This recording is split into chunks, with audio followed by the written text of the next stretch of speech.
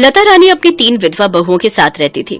उसकी सबसे बड़ी बहू सपना, मंझली बहू प्रज्ञा और सबसे छोटी बहू चांदनी थी। एक बार जब लता रानी के तीनों बेटे मीटिंग अटेंड करने फ्लाइट से दूसरे शहर जा रहे होते हैं, तभी एरोप्लेन क्रैश होने के कारण उन तीनों की मौत हो जाती है और उसकी तीनों बहुएं एक साथ विधवा हो जाती हैं। वो अपनी तीनों बहुओं पर बड़ा ही अत्याचार करती है क्योंकि वो उन तीनों को मनहूस मानती थी, जिनकी मनहूसियत की वजह से उसके तीनों बेटे खत्म हो गए। एक सुबह चांदनी के जोर से चीखने की आवाज आती है तो उसकी जेठानियां भागते हुए बाथरूम की तरफ जाती हैं। वो देखती है कि उनकी सास चांदनी का हाथ गर्म बाल्टी के पानी में डुबाकर जला देती है। माँ जी छोड़ दीजिए इसे, ये आप क्या कर रही हैं? इस मनहूस को ये नहीं पता था कि मुझे नहाने के लिए कितना गर्म पानी चाहिए। आज सबक सिखाया तो अब ये जिंदगी भर नहीं भूलेगी। इस महारानी ने खूब गर्म पानी कर दिया था। अब इसके साथ तुम सबको भी पता चल जाएगा कि ज्यादा गर्म पानी करने का अंजाम ये होता है। लेकिन माँ जी ये तो गलत है ना, बेचारी चांदनी को कितना दर्द हो रहा होगा और आखिर उसने गर्म पानी कर भी दिया तो आप उसमें ठंडा पानी मिलाकर उसको नॉर्मल कर लेती ना। अच्छा, तो अब तू उसकी तरफदारी करेगी और मुझे ज्ञान देगी। माफ करना माँ जी अगर हमने कुछ ज्यादा ही बोल दिया हो, लेकिन आखिरकार हम भी तो आपकी बेटियों जैसी हैं। भले ही भगवान ने हमें आपकी बहुओं के रूप में भेजा है, लेकिन आखिरकार एक माँ अपने बच्चों के साथ ऐसा कैसे कर सकती है? एक बात तुम तीनों की तीनों कान खोलकर सुन लो।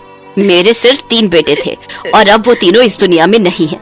उन तीनों के अलावा मेरी कोई औलाद नहीं है, समझी तुम? आई बड़ी मेरी बेटी बनने। तुम तीनों मनहूसों की शादी जब से मेरे बेटों के साथ हुई थी, तब से उनकी जिंदगी में कुछ न कुछ बुरा हो ही रहा था। उनके बिजनेस में उनको घाटा होने लगा था, उनकी सेहत ठीक नहीं रहती है। लेकिन सबसे बुरा तो तब हुआ जब वो तीनों एक साथ भगवान को प्यारे हो गए। माँ जी आप ऐसा क्यों कह रही हैं? हमारा भी तो सुहाग गया है। हम तीनों भी तो अपने पतियों से बेहद प्यार करती थी, इसलिए हम तीनों ने फैसला लिया है कि ताउम्र हम शादी नहीं करेंगे और अपने स्वर्गीय पति की याद में ही अपनी सारी जिंदगी काट लेंगे। हम तीनों इसी घर में आपके साथ रहकर आपकी सेवा करना चाहती हैं। मैंने कभी भी तुम तीनों को यहाँ जबरदस्ती रोक कर नहीं रखा। अगर तुम तीनों यहाँ रहना चाहती हो तो रहो, नहीं तो अपने अपने मायके जा सकती हो। और अगर मेरे घर में रहना है तो मेरे मुताबिक ही चलना होगा और मेरा अत्याचार भी सहना होगा।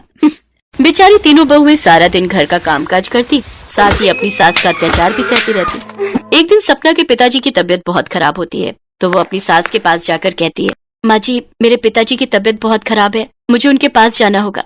अगर तेरा बूढ़ा बाप बीमार है तो मैं क्या करूं? अगर तेरे कदम इस घर से बाहर निकले तो इस घर के दरवाजे तेरे लिए हमेशा हमेशा के लिए बंद हो जाएंगे। अगर तुझे अपने माँ बाप से रिश्ता रखना है तो रख ले, फिर तेरा इस घर से कोई रिश्ता नहीं रहेगा। माँ जी मेरे साथ ऐसा मत कीजिए, मैं 1-2 घंटे में उन्हें देख कर आ जाऊंगी। 2 घंटे तो बहुत दूर की बात है।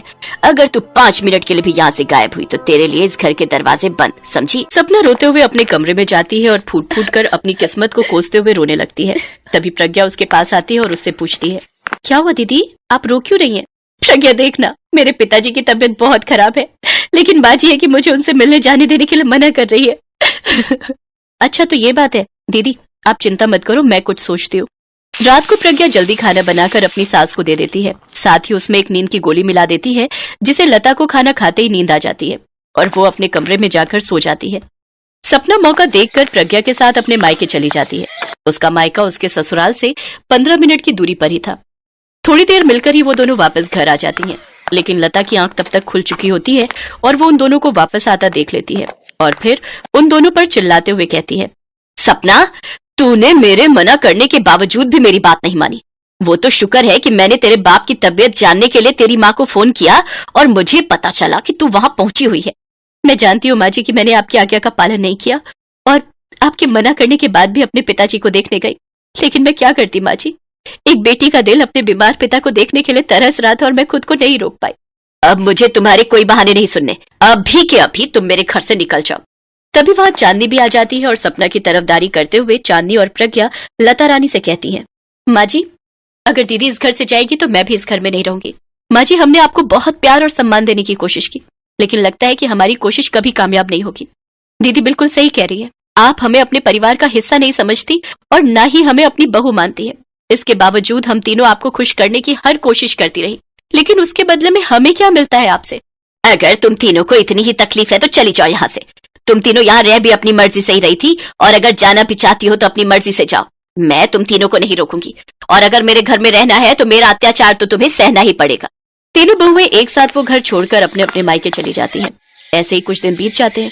अब लता रानी पूरे घर में अकेले ही रहती थी। अकेले रहते हुए उसे अपनी बहुओं की कीमत समझ आती है और उसे इस बात का एहसास होता है कि उसकी बहुएं नहीं बल्कि बेटियां थीं, जो दिन रात उसकी सेवा में लगी रहती थीं और उसके हर एक अत्याचार को सहती थी। मुझसे बहुत बड़ी गलती हो गई जो मैंने अपनी देवी समान बहुओं को इस घर से निकाल दिया। अरे मेरे पास अब दिन ही कितने हैं, बुढ़ापे का शरीर है, आज हूं कल नहीं। ऊपर वाले ने मेरा पूरा परिवार तो पहले ही खत्म कर दिया। अब जो कुछ भी थी वो मेरी बहुएं ही थी। कम से कम मेरा ख्याल रखती थी, समय पर खाना देती थी। मेरे हर अत्याचार को सहने के बावजूद भी मुझे अपनी माँ ही मानती थी। मैंने जो किया वो बहुत गलत किया। अब मुझे अपनी गलती का एहसास हो गया है। मैं अपनी तीनों बहुओं को आज ही घर वापस लेने जाऊंगी। इसके बाद लता रानी उन तीनों के मायके जाती है और उन तीनों को वापस अपने घर ले आती है। उस दिन के बाद से लता रानी का व्यवहार अपनी तीनों बहुओं के लिए बदल जाता है। फिर वो सभी हंसी खुशी मिलकर एक साथ रहती हैं और अपने जीवन में आगे बढ़ती हैं।